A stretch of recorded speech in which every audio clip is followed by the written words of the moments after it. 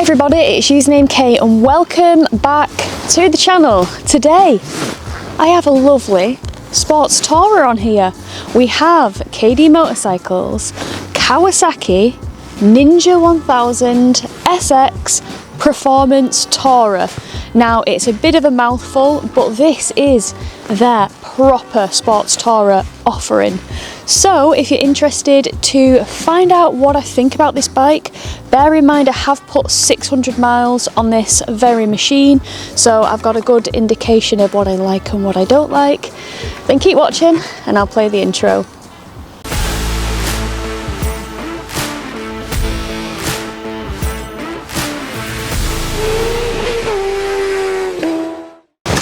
First things first, I'm going to shout out KD Motorcycles in Accrington.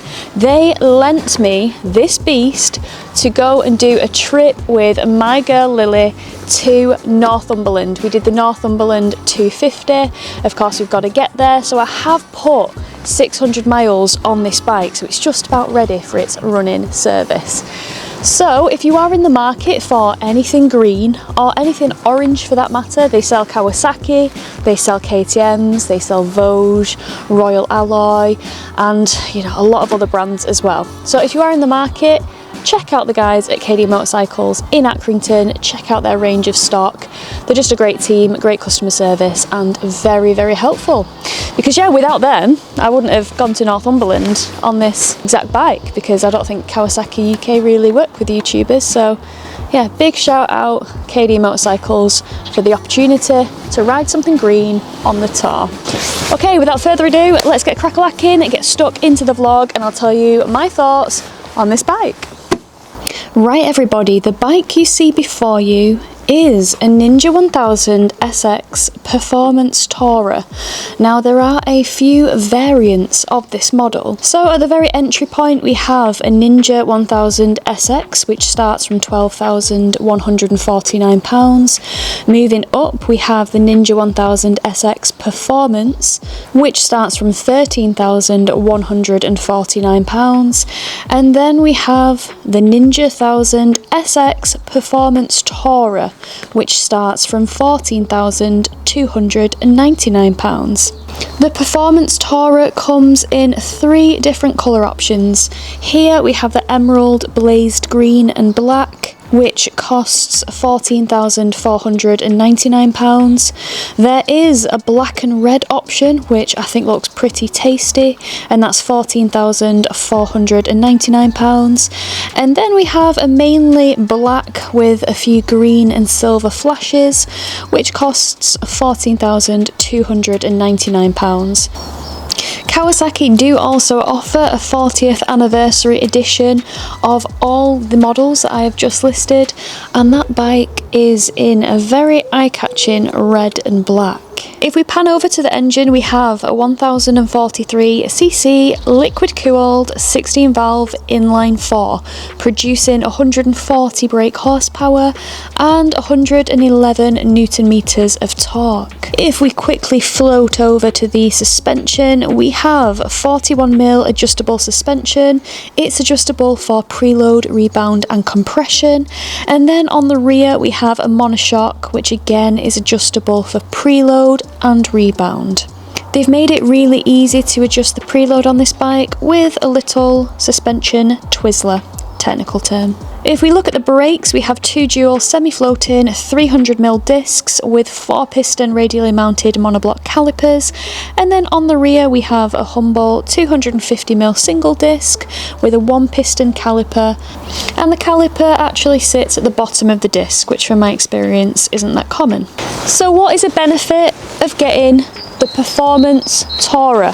Well, it does come with a few tasty options that the non-Performance Tourer doesn't come with. So for example, we have these panniers. They are 28 litres, and Kawasaki say that they will fit in some full face helmets. So that's the little get out of jail free card if they don't fit your exact full face helmet. They are quite easy to use in my experience after doing a tour with them, and they do come with Kawasaki inner bags, which have been very, very handy getting stuff out and transporting it easily. as you'll see in my Northumberland vlogs coming up soon. Other things that you do get with this specific model, we have heated grips as standard. We have these frame sliders as standard as well, just for a little bit of peace of mind. And it also comes with a screen protector for the TFT dash. The screen is adjustable in 4 positions.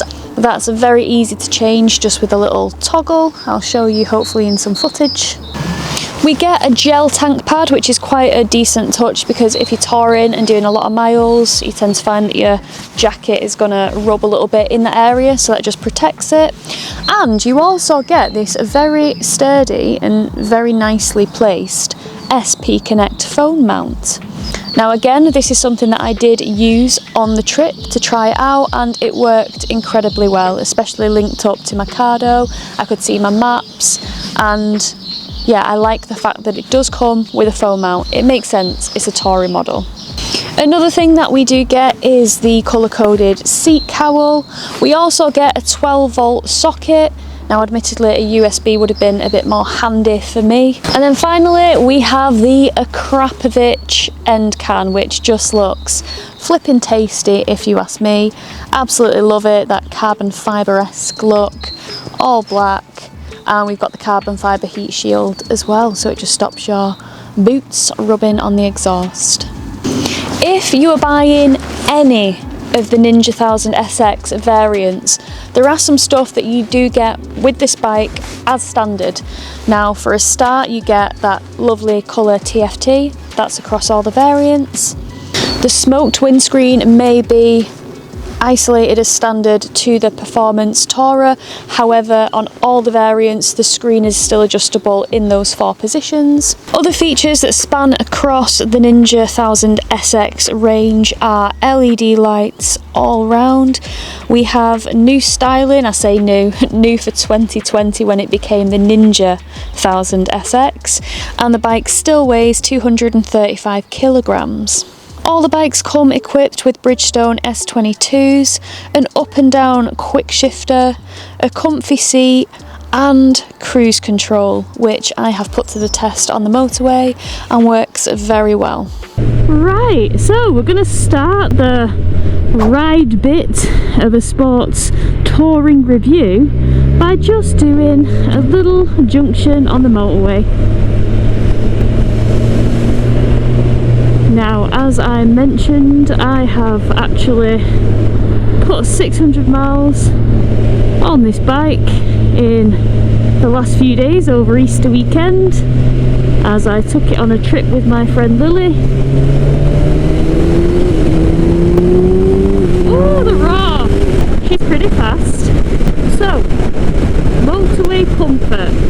I have the screen in the closest position to me, and comfort wise it's pretty good. We've got cruise control, so for instance if I press set, let's do about 74, press set, or 73, close enough. It's just doing what it does, no throttle. We don't have adaptive cruise though, so there are no radars with this bike. You just have to engage brain if you're catching something up a bit quick. If you can't move over, you can knock it off by braking or pulling the clutch in. But it's very easy to then reset.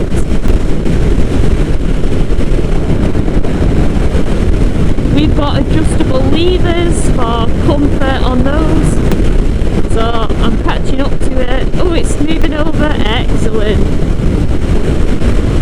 Didn't have to break the cruise control then, but I was ready for it. I was ready to. So the dash is mega easy to read. Now I've got the white background with the black writing, but it's extremely easy to swap it at the touch of this like coffin shaped button. And you can have it black with white writing, which to be honest I do prefer. Oh I just sailed right past where I was supposed to be going. What a nightmare.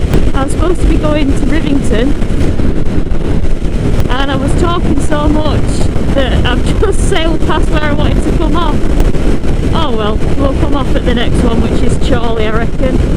But yeah, it feels good good on the motorway. It feels like it's got presence, and not in a Santa Claus kind of way. Like, it's got stamps. So yeah, on the motorway riding is so lovely and so pleasant. In terms of bum numbness, I think my bum started aching after probably about 3 hours in the saddle.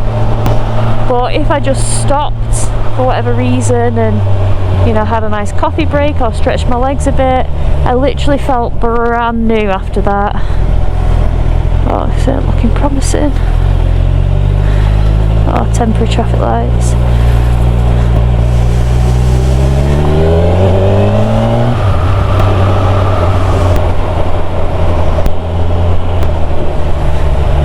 So, I'm actually going to park up here for a brief moment because I'm going to do something. I'm going to stop here, stand out, cut out, it's in first. Right. Since I went the wrong way and I wanted to get the twisties of Rivington, but I'm a dumbass and missed my exit as usual, we're gonna put KD Motorcycles, because it's drop back off day, unfortunately. So it's 22 minutes away, but we're going to go options, we're going to go avoid motorways. 36 minutes, start. Okay, so put this way, get it to stay on as tight as it'll go, then push that down. That's not going anywhere, that. Big faith, big confidence. Okay.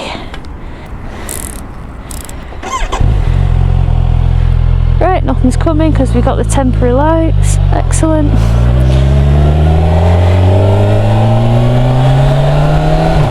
Okay, we're in a 50, so that was a first to second quick shift. The quick shifter is quite lovely going up the box. If you do want to go down the box, say the revs kind of drop below 3000 RPM, it doesn't really like to go down. Kind of feels like you're forcing something. So in those instances I just reach for the clutch. For example, now prime example, so let's get to 3000 and below. Oh, it did it that time, but it won't go to first now. Oh, it did, it eventually decided to do it. Made me look like an amateur. He has no bike control. But I was just doing that for testing purposes. But yeah, sometimes it likes it, sometimes it doesn't, going down the box. So it's not consistent. But going up is usually pretty consistent because you're usually, you know, revving it because you're trying to make progress. But I'll show you in a second. So put it into first. I'm going to shift up without the clutch here. So wind on the revs. Up, oh, smooth as out. Up, smooth as out. And you keep going, 5th, 6th, even keeping it at 50, and it just goes in like a butter. And another awesome thing about this bike, so I don't have anybody behind me, so let me drop right down, speed wise. Drop down to 20 mile an hour. It's not chugging, just handling it. And I got to be courteous in the process by testing the speed. The fact that you can literally do 20 mile an hour in 6th gear and it just deal with it, I love that for a sports tourer. Because it means that you can just comfortably amble round and have the engine perform quite economically. So this has a 19 litre tank, and I actually got 217 miles out of this tank. Now I was eking it out to see how much I could really, you know, string this bike along on fumes, and the range at the bottom got to 25, and then it just showed 3 lines, 3 dashes. So I pinpointed what my odometer was on, and I thought I've got 25 miles hopefully to get me, you know, to a petrol station at the kind of current rate I'm riding, which I was doing all the speed limits. And when I got to the fuel station, I think I probably realistically had about 5 miles left in the tank, maybe a bit less. But yeah, 217 miles it got. I wouldn't have liked to have strung it out anymore, to be honest. Definitely not.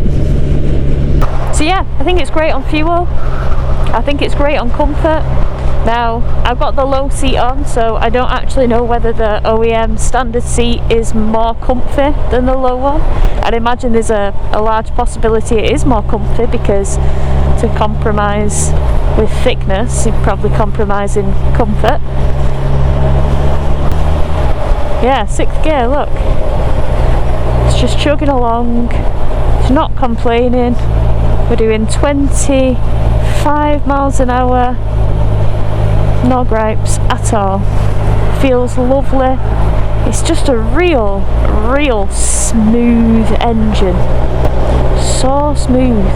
The induction sound though, when you do wind it on, is sexy. It's got a right howl. So we'll drop down the box. See, it sounds lovely. So we're in a 30, now in a 50. Let's see. Yeah, it gets there real fast. It gets there so fast. It charges to the speed limit.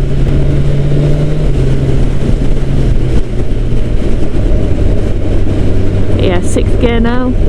It's just so fun to just bimble it around in 6th. Just loves it.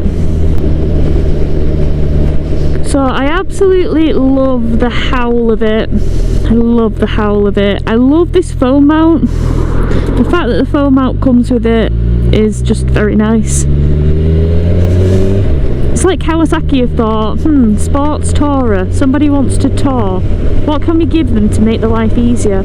I know, we'll include a nice mount. A nice solid mount.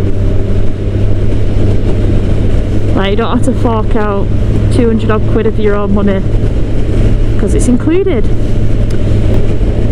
So this does come with heated grips, and I do think they are a little on the weak side. So almost like when you have heated gloves in the lowest setting, takes the chill off, but you don't feel like you've dipped your hands in lava, and I kind of like that. I like to feel like my hands are boiling alive. No, there's definitely a happy medium, and I feel like this could be a bit hotter. Yeah, it's nimble, and it changes direction at the, like, I'm not even using the bars here, I'm just weighting the pegs, and just with weighting the pegs it likes to really, you know, move. 3, 2,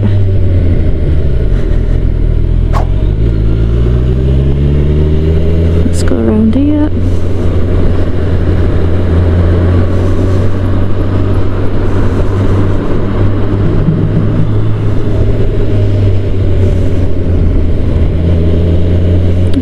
Clearly see what he was doing. I know he was in the wrong lane, but just chill out. Let's not get argy-bargy. Let's go, baby. Oh, that's gorgeous.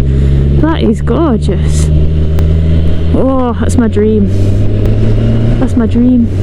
So yeah, I've pretty much been riding this bike everywhere in road mode, because I've been running quite, well, a very new tyre.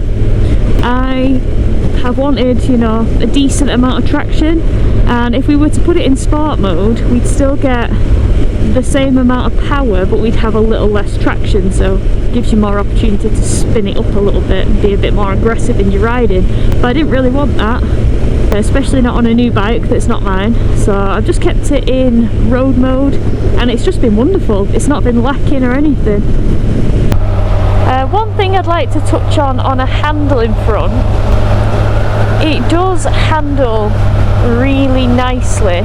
It doesn't have sports bike handling performance, as with like any of the ZX RRs. You know, this has got a bit of weight to it, 235 kilograms, and it's quite a long boy. It's a long bodied boy, so it's got quite a long wheelbase, and it's not something you necessarily have to really hustle around bends. I know people had that criticism about the older one before, when it was a Z1000 SX, before it became the Ninja 1000 SX. But I never rode that bike, so I don't have that comparison rooted deep in my brain, unfortunately. But I don't know, it definitely feels a little heavier on the steering side of things.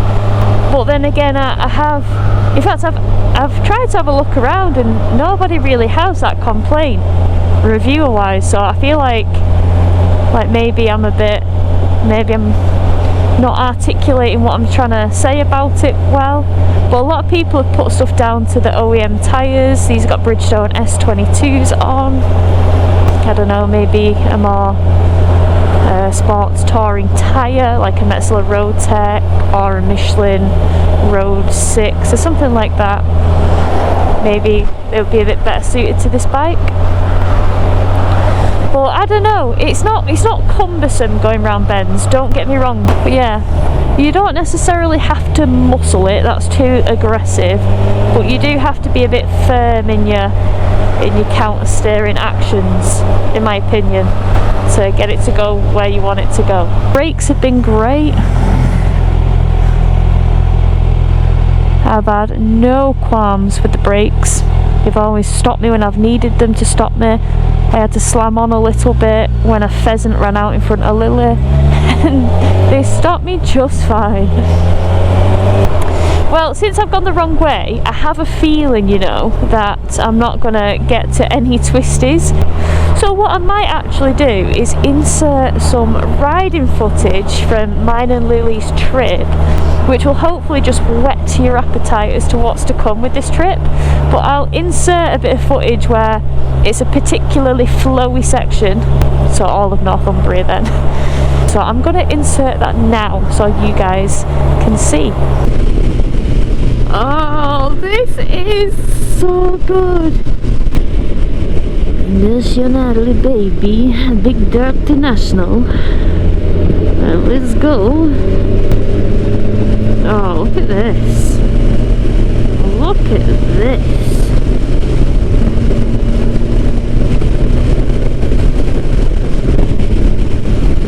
I feel like Northumberland is a gravel trap, a giant gravel trap, but we move, we roll with it, we embrace, we ride accordingly, like this, look, go around the bend, gravel. But honestly, the Ninja 1000 SX is just so smooth, definitely awesome as a sports tourer. Right, now we're back. I hope you enjoyed watching those flowy bits, because I certainly wish I was back there now. But no, just town riding with this thing, it's just so easy. Honestly, for what this bike is intended for, it hits the brief so well. The only thing that I wish it kind of had, which would have made it even better for me, would be, you know, slightly stronger heated grips and a USB port where the 12 volt is. No doubt you can get a little adapter, I'm absolutely sure of it, because you can with cars, can't you? So I don't see why you wouldn't with this. So they are very, very small gripes. Also, something that is very important to note, which I've read a few owners complaining about, or not complaining necessarily, but maybe a bit of a shock to them, check the insurance, because when this bike got the name change from the Z1000 SX to the Ninja 1000 SX, when it got the word Ninja in its name, apparently insurers kind of had alarm bells as having this as like crazy high performance Ninja. So a lot of people were saying that their insurance premiums did go up a bit. So if you're interested in this bike and this bike is on your radar, definitely just get yourself a quote. And of course, you guys know Bike Share Insurance are channel sponsors, and I'm so grateful for them. So if you are looking for a quote or in the market for insurance, if you drop the name Usernamekate, they might even look after you with a little bit of discount, which is always great. I don't get a kickback from that, by the way, in the view of transparency. I'm not on a referral scheme or anything like that. Well guys, I'm going to take you back to me this morning filming in front of the bike. Thanks for watching the ride bit. If you guys are familiar with the channel, you'll know that I'm a 5'4" individual, so 162 centimetres, and I have a 29-inch inside leg measurement, which is 73.66 centimetres. This bike has a seat height of 835mm. However, this exact bike doesn't, because we've got the low seat equipped to this, which actually lowers it by 28mm. So the actual true seat height of this specific bike that you see before you is 807mm. And this is what it's like for me to sit on this bike.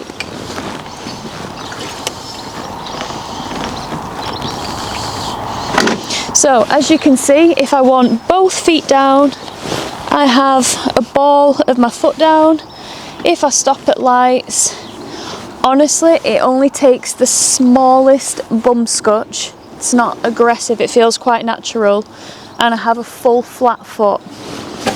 So it's super manageable with this low seat on. Now, bear in mind that I do find this seat actually quite wide, and I don't doubt that I'd be able to cope with an 835mm seat height, because my own bike has an 850mm seat height, which I cope quite fine with. But that's not to say that a low seat height isn't super practical and helpful. So where we were parked in Northumberland, we were on quite a slope and it was gravelly, and I would be lying if I said that the low seat didn't help, because it definitely did. It's just nice and reassuring to be able to get more of your foot down, especially on such uneven surfaces. Would I have coped with an 835mm seat height in that instance? Absolutely, I'd make it work, but that's not to say that this didn't make my life easier, because it definitely did. Right guys, I'm going to round up the vlog here, but so far the 600 miles that I've put on the Kawasaki Ninja 1000 ZX Performance Tourer have been awesome. Key things to take away from this: mega comfy, which is what you want out of a sport tourer. I have no gripes or issues with the riding position with my build as I am. I actually found the range on this bike exceptional. Getting 217 miles out of the tank is pretty good in my opinion, even if I did have to limp it right at the end to achieve that amount. And it's just a mega awesome laid back engine. I mean, you can be doing 20 mile an hour in 6th gear and it doesn't kick off, it doesn't grumble.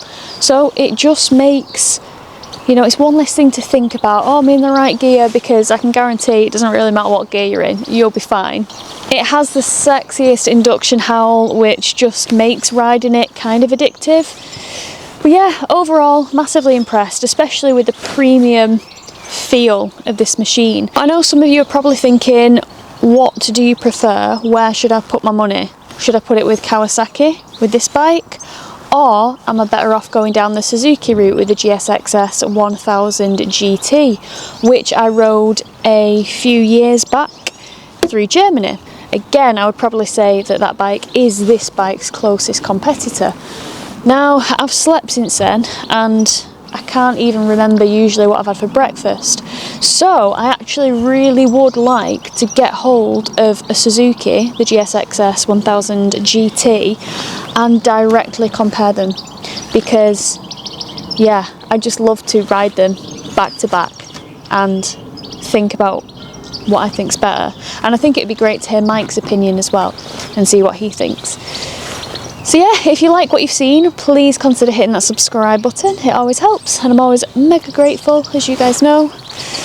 So yeah, until the next time guys, take care, ride safe, and I'll see you then. Bye.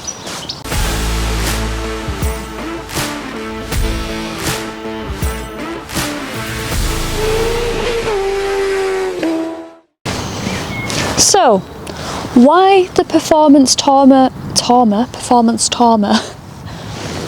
Why the performance performance?